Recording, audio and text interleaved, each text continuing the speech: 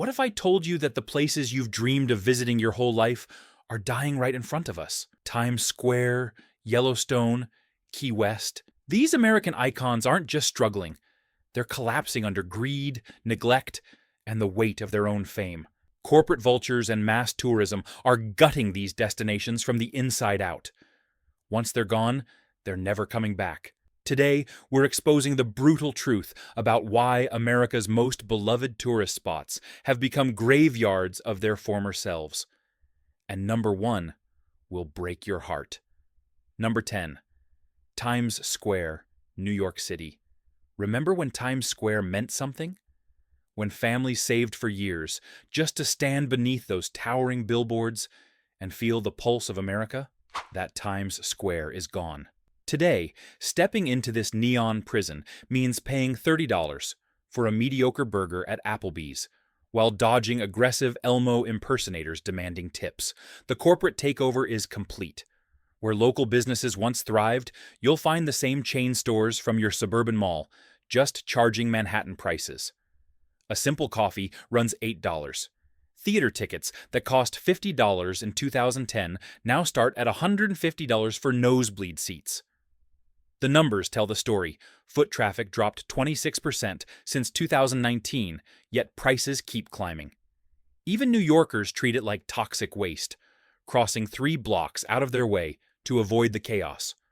Tourist surveys rank it as America's most disappointing attraction, with 67% saying it wasn't worth the visit. The sensory assault of screens, noise, and crowds leaves visitors exhausted rather than exhilarated. What was once the crossroads of the world has become a corporate toll booth, extracting maximum profit while delivering minimum magic. But if you think Times Square's transformation is shocking, wait until you see what happened to America's most beautiful lake. Number 9. Lake Tahoe, California, Nevada. Lake Tahoe was supposed to be sacred. Mark Twain called it the fairest picture the whole earth affords. Now locals call it Lake Tolho, and for good reason. This alpine paradise has been suffocated by 15 million annual visitors cramming into an ecosystem meant for tranquility. Traffic backs up for 10 miles on summer weekends. Parking spots that were free 5 years ago now cost $30. A basic motel room runs $400 a night. The environmental devastation is heartbreaking.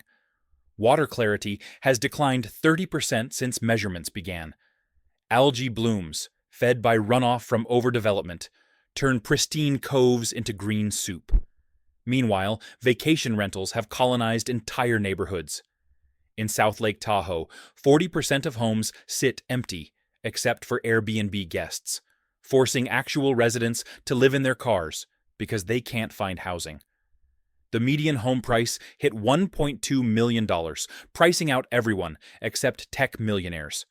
Even worse, social media has transformed every scenic spot into a photo shoot battlefield.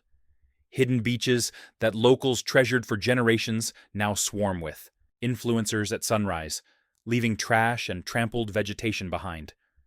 The Forest Service reports a 300% increase in illegal fires from Instagram campers. Lake Tahoe hasn't just lost its peace, it's losing its soul. Speaking of lost souls, Hollywood Boulevard makes Tahoe look like paradise. Number 8. Hollywood Boulevard, Los Angeles. Walking down Hollywood Boulevard in 2025 feels like visiting a cemetery where dreams went to die. This isn't the glamorous Hollywood you imagined. It's broken sidewalks, boarded windows, and the acrid smell of desperation. The Walk of Fame stars you came to see, they're covered in grime, gum, and worse. For every tourist snapping photos, there's someone in crisis, sleeping on those same stars. The statistics are staggering. Homeless encampments increased 40% along the boulevard since 2020. Major retailers fled, leaving 30% of storefronts vacant. The iconic Hollywood and Highland Center, once buzzing with excitement, now features more security guards than shoppers. Even the Chinese theater, that legendary palace of premieres, struggles to fill seats while tourists get harassed by aggressive street performers demanding $20 for unwanted photos. Crime has exploded. Violent incidents rose 28% in the Hollywood district. Tourists report pickpocketing, scams, and feeling unsafe even in broad daylight. The LAPD now advises visitors to stay in groups and avoid the area after dark. The boulevard that launched Marilyn Monroe and James Dean can't even sustain a Starbucks anymore.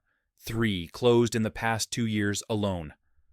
Hollywood sold its authenticity for tourist dollars, and now it has neither. But at least Hollywood's decline happened slowly. San Francisco's Fisherman's Wharf fell apart almost overnight. Number 7. Fisherman's Wharf. San Francisco Fisherman's Wharf used to smell like fresh crab and sourdough bread. Now it smells like corporate sanitization and lost heritage. The working fishermen who gave this place its name pushed out by $50 per square foot rents. Today, only 30 fishing boats remain where hundreds once docked. The authentic seafood shacks got replaced by Bubba Gump Shrimp and Rainforest Cafe. A bowl of clam chowder that cost $6 in 2010 now runs $18 for the same frozen, mass-produced version. The transformation is complete. What was once San Francisco's beating heart has become a hollow tourist trap that locals actively warn visitors against. TripAdvisor reviews call it overpriced and underwhelming, with satisfaction ratings plummeting 35% since 2019. The famous sea lions at Pier 39 provide the only genuine moment in a sea of manufactured experiences. Meanwhile, the surrounding area deteriorates.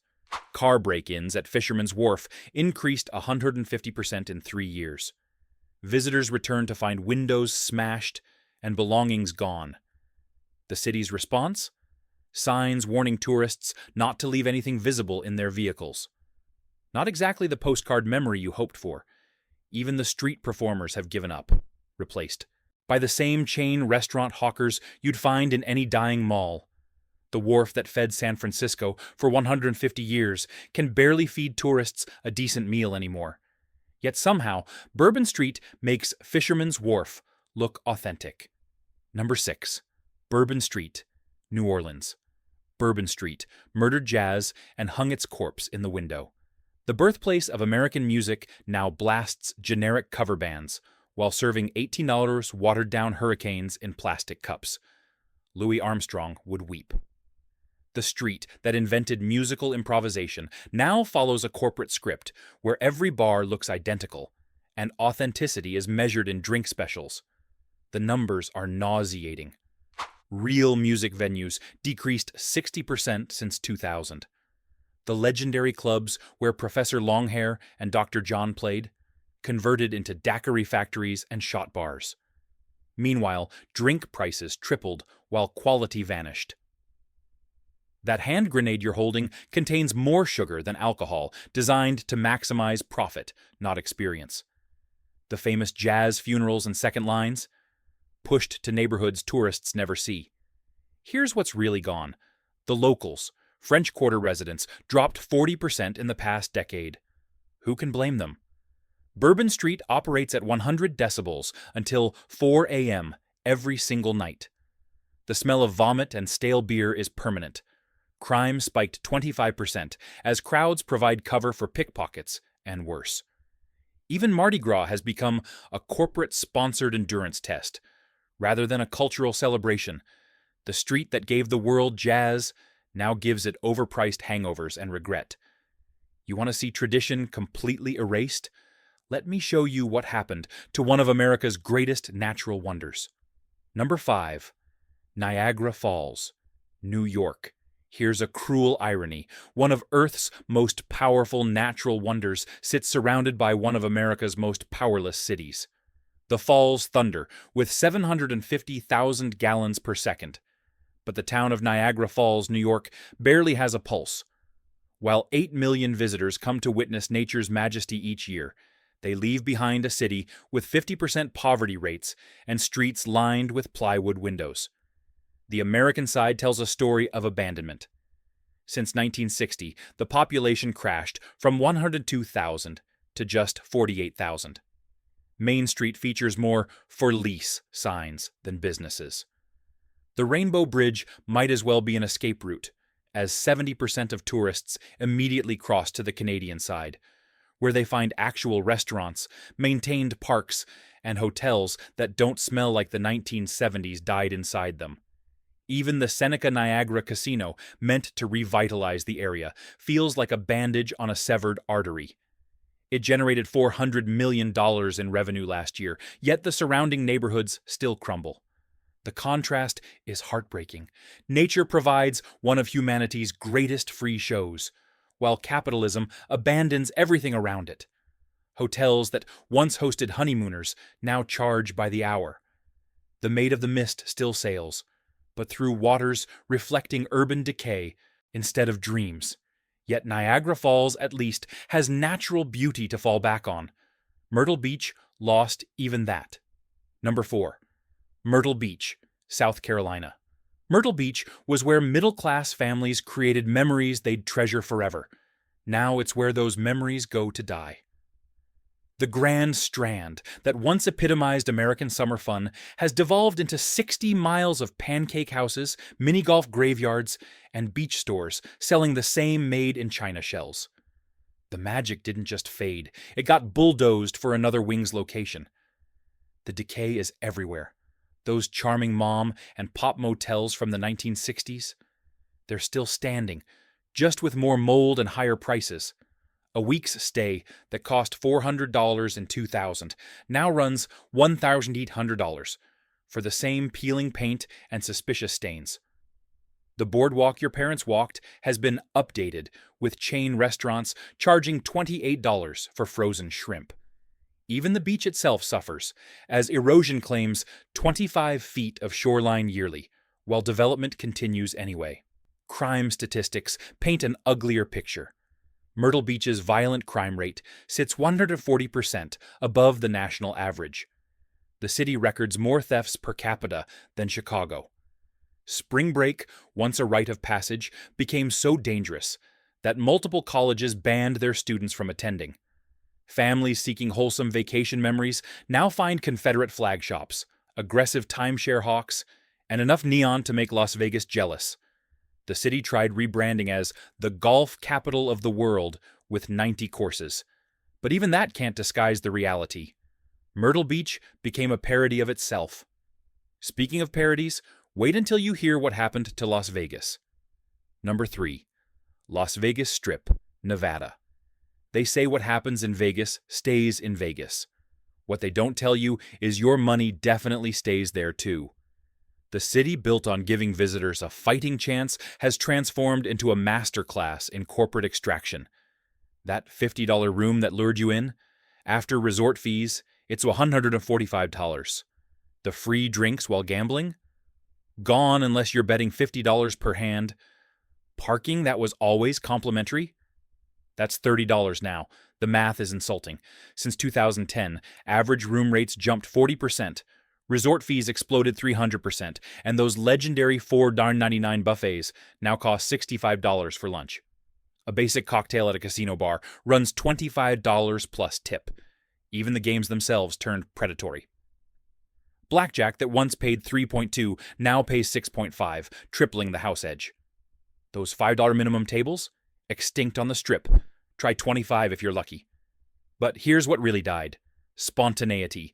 Vegas thrived on impulse, on regular people feeling special for a weekend. Now you need reservations for everything. Dynamic pricing for shows that changes by the hour, and $200 just to enter a nightclub. The Mirage is gone, the Tropicana demolished. In their place rise soulless towers designed by algorithms to extract maximum revenue per square foot. Vegas didn't lose its sparkle. It sold it to the highest bidder and gave visitors an invoice. Yet even Vegas's greed looks quaint compared to what happened to Key West. Number 2. Key West, Florida. Ernest Hemingway wrote his masterpieces here because Key West was raw, authentic, untamed. Today, he wouldn't recognize it. The island that inspired great literature has become a Disney version of itself, where cruise ships vomit 15,000 tourists daily onto streets that can't handle 15. The quirky artist colony at America's southernmost point has been conquered by Margaritaville and luxury developers who turned paradise into a commodity. The statistics are staggering. Since 2000, Key West lost 30% of its year-round population, while median home prices exploded to $1.5 million. The shrimping fleet that defined the island's character dropped from 500 boats to fewer than 50. Duval Street, once lined with local dive bars and Cuban restaurants, now features the same chains you'll find in suburban strip malls, just charging island prices. A beer costs $12. A mediocre Cuban sandwich runs $22. Even watching the sunset, Key West's free nightly celebration means fighting through vendors selling $40 t-shirts. Climate change adds another layer of doom. King tides flood streets 90 days per year now, up from 6 days in 1990. Hurricane insurance became so expensive that locals can't afford it, yet developers keep building million-dollar condos on disappearing land. The coral reefs that protected the island for millennia are 90% dead. Key West isn't just losing its character, it's literally sinking. The island that represented escape has nowhere left to run. But the saddest death, that's reserved for America's first and greatest national park. Number 1, Yellowstone National Park, Wyoming. This one hurts the most. Yellowstone was America's promise to itself that some things were too precious to sell, too sacred to exploit, too important to lose. That promise is broken. The world's first national park, the crown jewel of American conservation, has become a drive-through zoo where traffic jams last longer than Old Faithful's eruptions. 5 million visitors now crush into a park designed for 1 million. The result? Apocalyptic. Summer traffic backs up for 15 miles at the west entrance. Finding parking at Grand Prismatic Spring requires arriving at 6 a.m. or circling for hours. Popular trails look like Times Square at rush hour. Wildlife viewing has become bear jams, where hundreds of cars stop illegally, while tourists with iPads chase grizzlies for the perfect shot.